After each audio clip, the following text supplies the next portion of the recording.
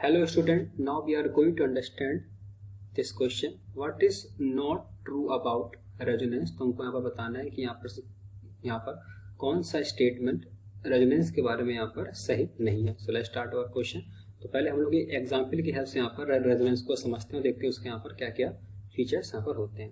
तो देखिए let's say हमने यहाँ पर एक एग्जाम्पल लेके चलते हैं. वी हैव एन एग्जाम्पल जहाँ पर रेजोनेंस होता है. एग्जाम्पल इज HCO माइनस हमारे पास फॉर्मेट आया.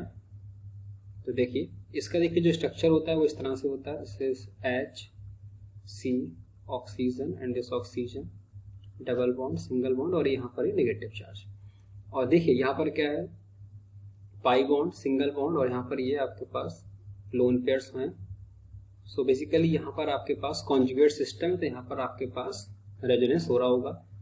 इसका हम लोग यहाँ पर एक दूसरा रेजोनेटिंग स्ट्रक्चर ड्रॉ करेंगे. वो इस तरह से बनेगा, इलेक्ट्रॉन का मूवमेंट कराएंगे, ये यहाँ पर आएंगे और ये पाई बॉन्ड आपके यहाँ शिफ्ट हो जाएगा. So we have this H and this carbon और double bond and oxygen and this negative आपके पास यहाँ पर आएगा.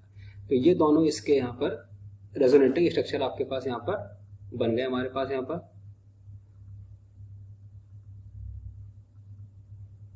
अब देखिए इसका यहाँ पर हाइब्रिड क्या बनेगा, इसका रेजोनेंस हाइब्रिड क्या बनेगा हमारे पास.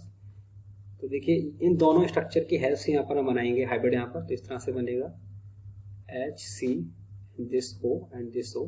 देखिए एक बार डबल बॉन्ड यहाँ पर है एक स्ट्रक्चर में, एक बार यहाँ पर है सिंगल बॉन्ड, एक बार यहाँ पर है, एक बार यहाँ पर सिंगल बॉन्ड है और ये नेगेटिव यहाँ पर और एक बार नेगेटिव इस ऊपर जो हमारे पास ऊपर की तरफ है.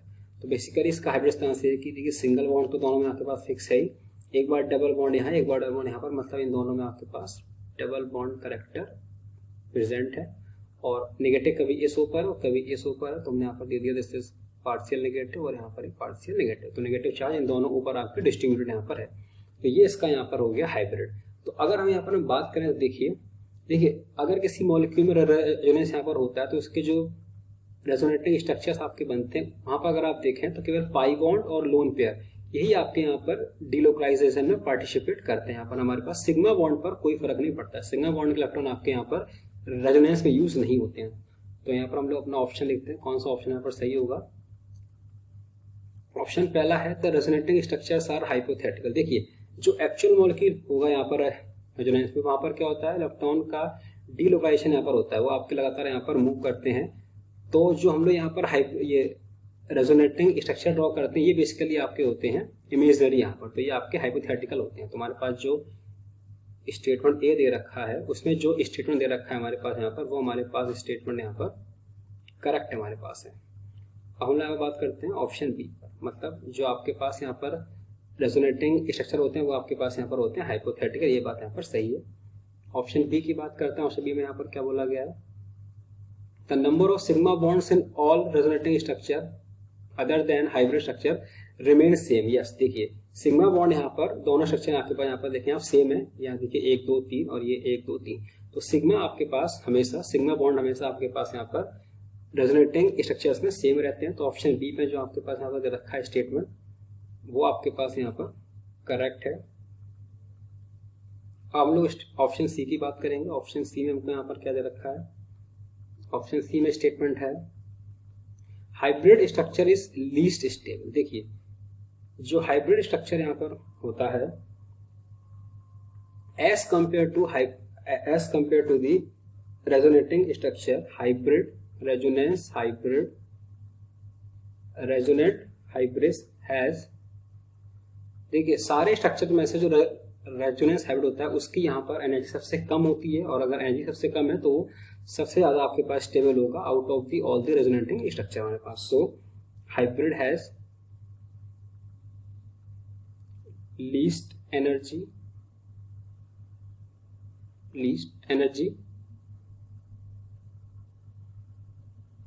हैंस. तो इसकी एनर्जी सबसे कम होती है तो इसलिए आपके पास ये होता है hence this is most stable. आपके पास यहाँ पर स्ट्रक्चर होता है मॉलिक्यूल का हमारे पास या स्पीसीज का हमारे पास. तो जो स्टेटमेंट सी में आपको जो ऑप्शन सी में आपके पास स्टेटमेंट है वो आपके पास यहाँ पर क्या हो गया, इनकरेक्ट हमारे पास, क्योंकि इसमें दे रखा है कि हाइब्रिड इज लीस्ट स्टेबल, लेकिन आपका जो होता है हाइब्रिड आपका होता है मोस्ट स्टेबल. सो ये आपके पास यहाँ पर इनकरेक्ट हो गया। सो हम लोग यहाँ पर ऑप्शन डी की बात करते हैं। देखते हैं ऑप्शन डी में हमको यहाँ पर क्या दे रखा है।